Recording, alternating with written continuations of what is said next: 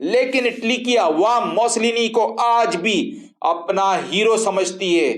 جیسے آج عمران خان ہمارے لیے جدوجہد کر رہا ہے، صرف ہمارے لیے، اللہ تعالیٰ نے اس کو ہر چیز سے نواز دیا، اس کو شہرت، عزت، دولت، پیسہ، ہر چیز دی۔ بسم اللہ الرحمن الرحیم۔ السلام علیکم، میں عامر خان۔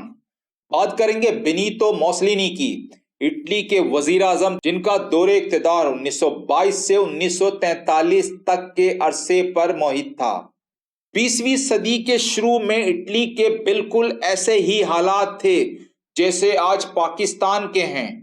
مہنگائی کا ایسا ہی عالم تھا۔ مافیا جو بڑے بڑے کارخانے دار یا بزنس مین تھے، اسمبلی میں بھی قبضہ جمائے ہوئے تھے اور صرف اپنے مفاد کے لیے قانون سازی کیا کرتے تھے۔ اسی طرح انہوں نے بھی پورے ملک پر ایسے ہی قبضہ کیا ہوا تھا جو حال آج ہمارا ہے۔ اٹلی کی کرنسی بھی دوسرے ممالک کے سامنے ہیج تھی۔ تھوڑے تھوڑے عرصے کے بعد حکومتیں بنتی اور بگڑتی رہتی تھیں۔ موسولینی ایک محب وطن اور عظیم لیڈر تھا۔ اس نے ملک کے حالات بدلنے کے لیے بہت جدوجہد کی۔ ٹیچر کی نوکری چھوڑ کر ایک اخبار نکالا اور اس میں کرپٹ مافیا کے خلاف لکھنا شروع کیا، اور اس طرح آہستہ آہستہ مقبول ہوتا چلا گیا۔ اس کے باوجود کہ اس کے اخبار کو کتنی مرتبہ مافیا نے آگ بھی لگوائی، موسولینی نے ایک سیاسی پارٹی بھی بنائی، لیکن شروع میں اسے الیکشن میں صرف 2-4 سیٹیں مل سکیں، کیونکہ مافیا نے پورے معاشرے کو آکٹوپس کی طرح جکڑا ہوا تھا، جیسے آج پاکستان جکڑا ہوا ہے۔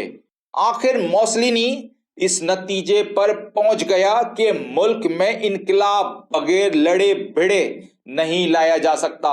اس مقصد کے لیے اس نے کئی ہزار نوجوانوں کی ایک خفیہ فوج تیار کی، جسے ریٹائرڈ فوجی افسران نے ٹریننگ دی۔ پھر ایک مرتبہ الیکشن میں اسے 30 سے 35 سیٹیں مل گئیں، لیکن اسمبلی میں مافیا اسے بولنے نہیں دیتی تھی۔ آخر اس نے مافیا سے جنگ کی تھان لی اور انقلاب کے لیے تاریخ مقرر کر دی۔ ٹرینڈ نوجوانوں کی مختلف ٹولیاں اہم شہروں اور مقامات تک پہنچا دی گئیں۔ اس عرصے میں تھوڑے تھوڑے وقفے کے بعد کئی حکومتیں گریں۔ وہاں ایک برائے نام بادشاہ بھی تھا جو موسولینی کی تقریروں سے بڑا متاثر تھا۔ انقلاب کے طے شدہ تاریخ سے محض چند دن پہلے بادشاہ نے موسولینی کو حکومت بنانے کی دعوت دے دی۔ اس طرح موسولینی وزیر اعظم بن گیا، لیکن مافیا اب بھی تنگ کر رہی تھی اور حکومت کے کاموں میں روڑے اٹکا رہی تھی۔ تب اس نے اپنی خفیہ فوج کے نوجوانوں کو استعمال کیا اور مافیا کے 2-4 بڑے بدماشوں کو اڑا ڈالا، اور اس طرح آہستہ آہستہ حکومت پر گرفت مضبوط بنا لی۔ تب جا کر وہ ملک اور عوام کے لیے کام کر سکا۔